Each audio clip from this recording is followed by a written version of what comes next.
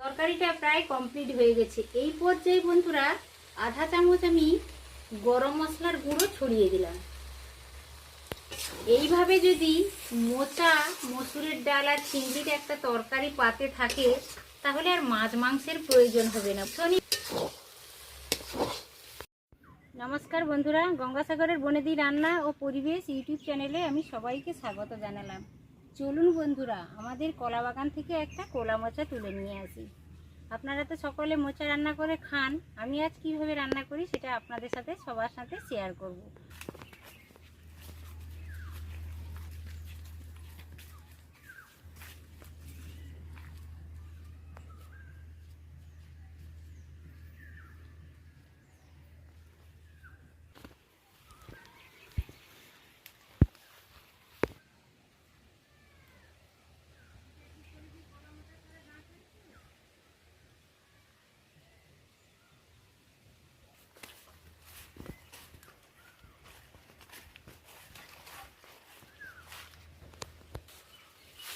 আমরা কলা বাগানের ভেতরে চলে এসেছি বন্ধুরা।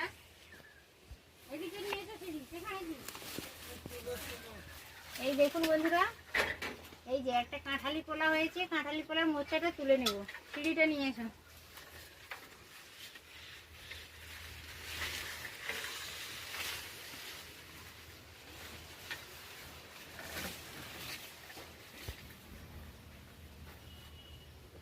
আর একটু উঠতে হবে।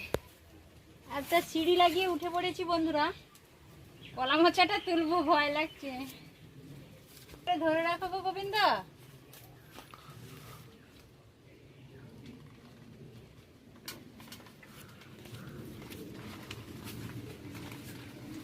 দাটা নিয়ে এসো, দাটা নিয়ে এসো।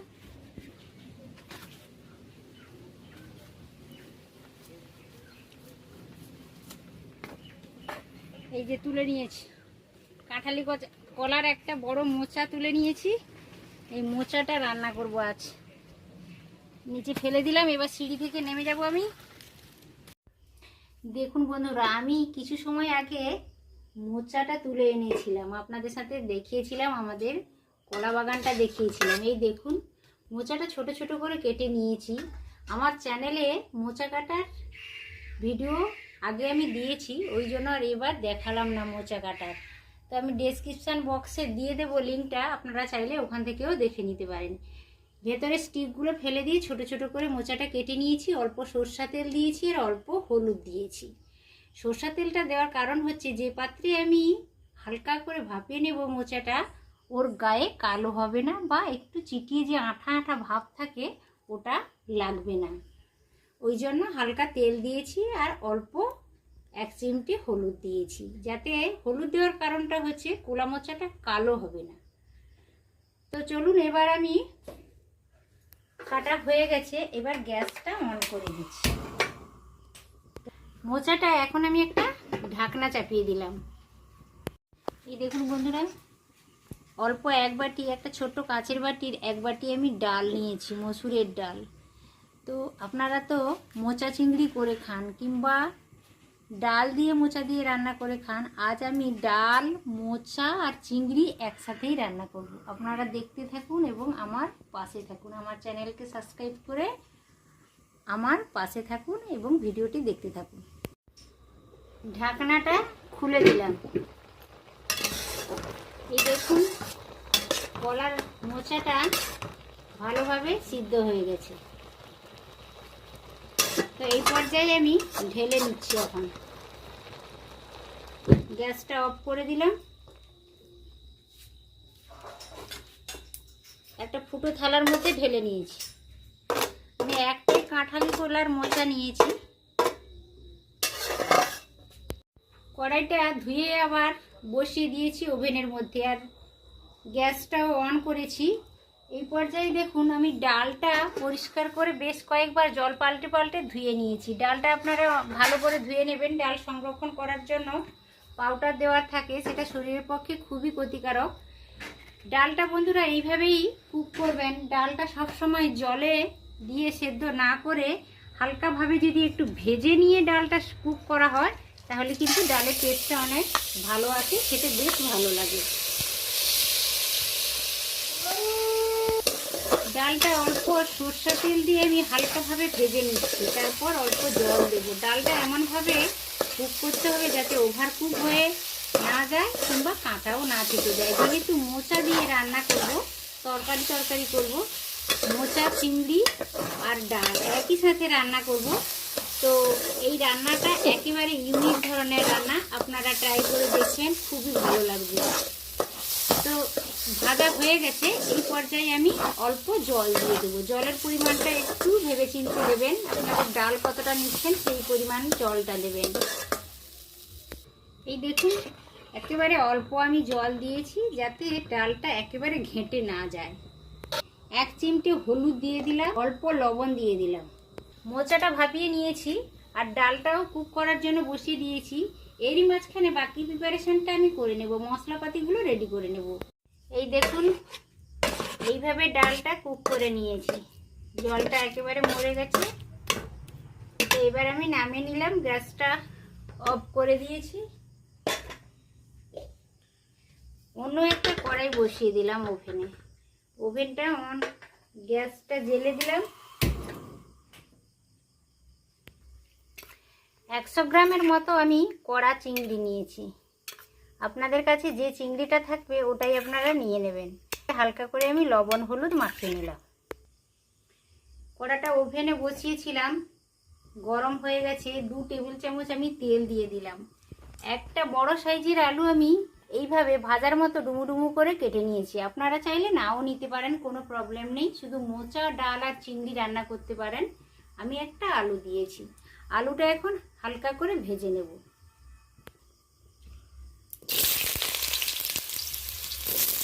আলুটা ভেজে নেব, হালকা লালচে করে আলুটা ভেজে নেব। আলুটা অল্প লবণ হলুদ দিয়ে লালচে করে আমি ভেজে নিয়েছি। এখন আমি আলুটা তুলে রাখছি। কড়াইতে আলু ভাজার পরে অল্প তেল ছিল, আর কিছুটা আমি তেল যোগ করলাম। এবার ফোড়নের জন্য 1 চামচ আমি গোটা জিরে দিয়ে দিলাম। গোটা জিরে আর একটা তেজপাতা আমি ছিঁড়ে দিয়ে দিলাম। সুন্দর গন্ধ চলে আসছে। এই পর্যায়ে আমি কেটে রাখা পেঁয়াজটা দিয়ে দিলাম। 2টো বড় সাইজের পেঁয়াজ ছোট ছোট করে কেটে রেখেছি।